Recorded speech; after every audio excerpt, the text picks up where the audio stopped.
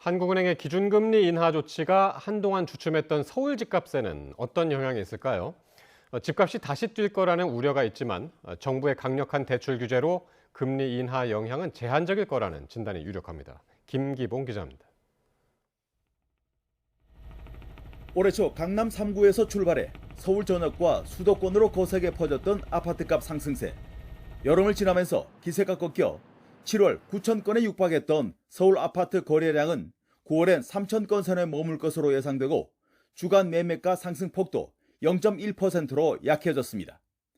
이런 상황에서 기준금리 인하는 부동산 시장의 호재이긴 하지만 영향은 미약할 거라는 판단입니다. 미 연준 금리 인하와 그에 따른 국내 금리 연동은 올해 상반기부터 예상돼 이미 주택 시장에 반영됐고 이번 금리 인하 폭이 개인의 집 구매 판단을 바꿀 만큼 큰 수준이 아니라는 것입니다. 무엇보다 정부의 강력한 대출 규제로 금리 인하 자체가 큰 의미가 없다는 진단입니다. 지금은 금리보다도 정부의 대출 규제, 즉 개별 차주에게 필요한 만큼의 대출이 나오느냐가 더 중요한 상황입니다.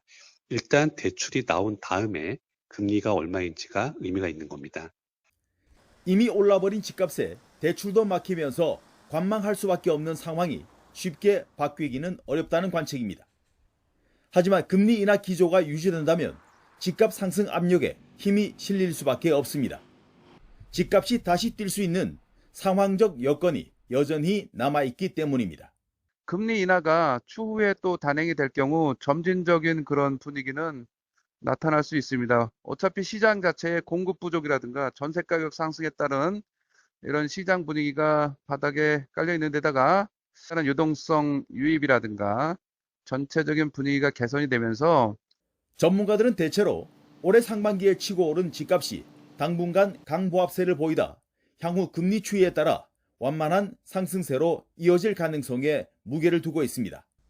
YTN 김기봉입니다. 한국은행 금융통화위원회의 금리 인하 결정에 이복현 금융감독원장이 가계부채가 언제라도 확대될 가능성이 있다며 철저한 관리를 강조했습니다. 이복현 원장은 금융상황점검회의를 연 자리에서 가계부채 위험이 지속되는 경우 필요한 감독 수단을 모두 활용해 제때 과감하게 실행할 수 있도록 철저한 관리 기조를 유지하겠다고 말했습니다.